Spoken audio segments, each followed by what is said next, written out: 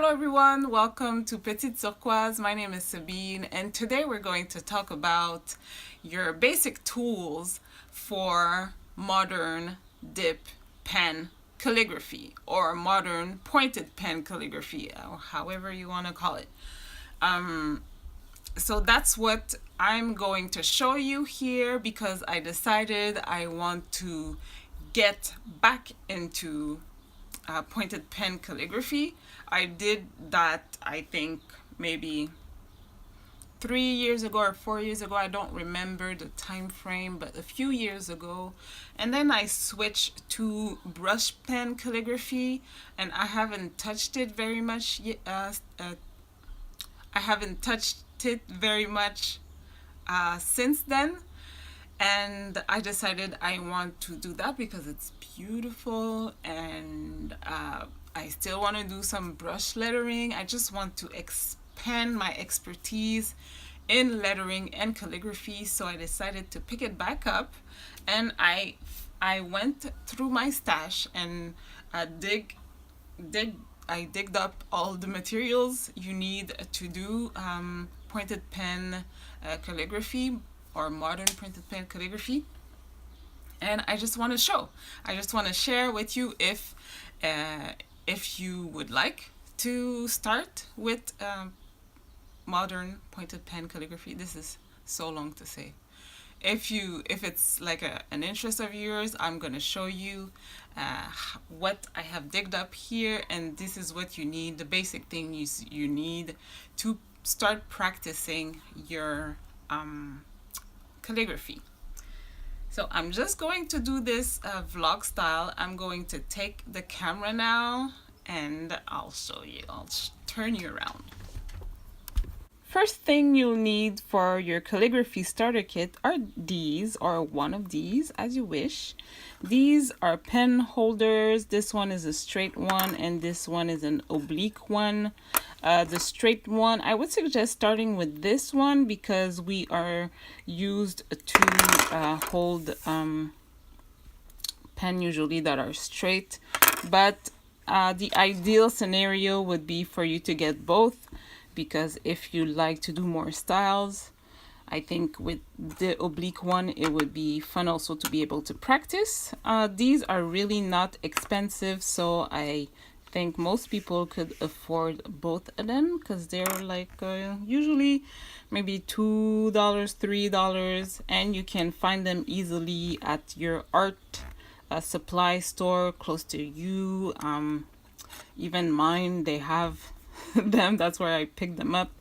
So if they have a calligraphy section, they should have these, and they are really inexpensive.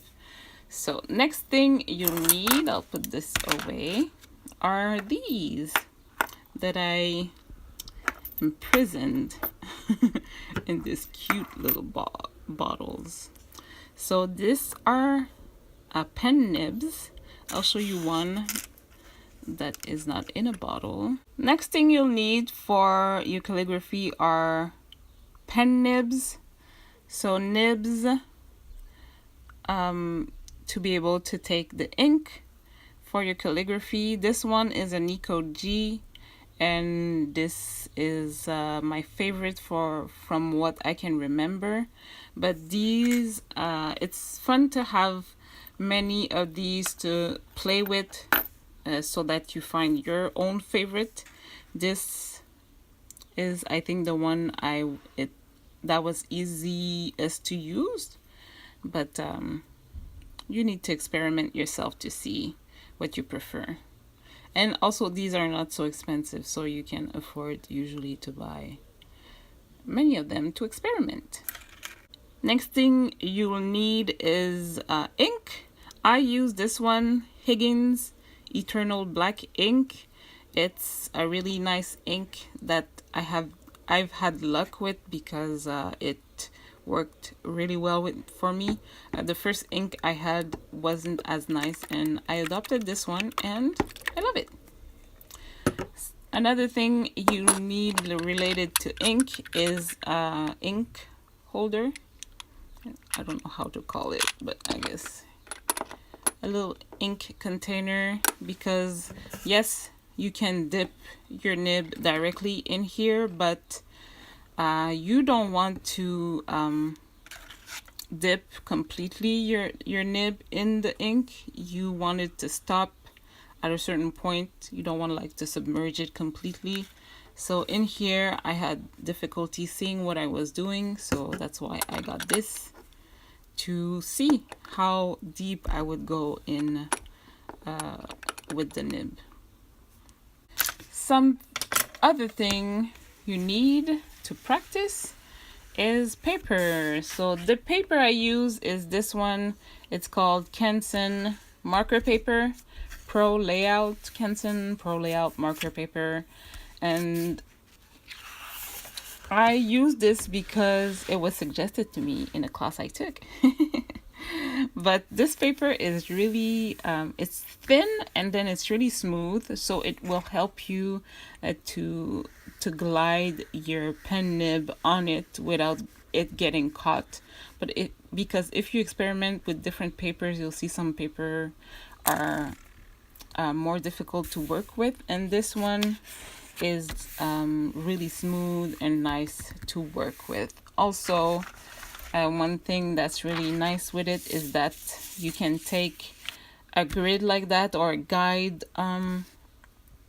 for your calligraphy and put it under here. Oh, sorry. So you put it under here and you still see the lines. And while we're at it, this grid I made, and I think it's also something nice to work with. You can also work with grid paper, but I choose to work with this in case I want to do something with a design I've made. Yeah, so this I made, so you can make one too if you like. Anyway, something else you need is a container of water. Why? Because you need to clean your pen nib pretty frequently when you are doing calligraphy so that the ink doesn't stay in it, doesn't dry on it. So you need to clean it about every 15 minutes, 20 minutes. And when you clean it, you dip it in and then you blot it dry with some paper towels. And this is also something you need to start your calligraphy sessions or practice. Okay, last thing you need, I'll put everything away, are reference material. Reference material, there it is. These are the two I use. This one really teaches you how to do copperplate calligraphy, which is kind of a classical way to do calligraphy. It'll teach you the basics, the rules, the basic rules, and I think it's really nice to learn the rules and then to be able to break them more easily. So this is a nice book. And the other one I have is this one.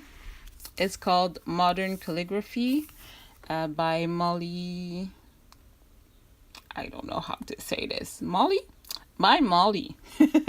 So Modern Calligraphy, and this will teach you modern calligraphy, so not the classical style, really the modern style. And I like to refer to these books to practice. Oh, this one I didn't say who it was by. It's by Eleanor Winters. So yeah, here it is. This is what you need for your starter kit for calligraphy. Like I said, I want to get into more calligraphy, get more of an expertise in it because I think it's so beautiful, and when I look at it on Instagram, I just want to be part of that. I wanted to talk about last week when I said I was going to change my channel name. I decided not to. Petite Turquoise is pretty fine even if it's Petite Turquoise. even if it's kind of hard to say.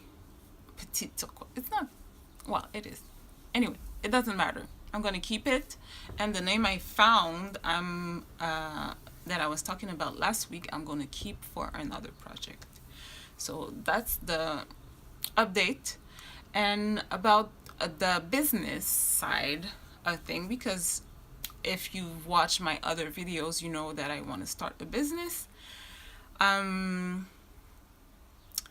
It's still a work in progress. Everything is evolving as I go. I need to be able to make money without investing money, and I'm still thinking about it, and it's changing, not every day, but it's evolving. So if you want to follow my journey and see what happens if I start a business, I'm going to start a business. But what do I start as a business, how it goes and everything, follow me. Also, I'd love to have friends to talk about that too.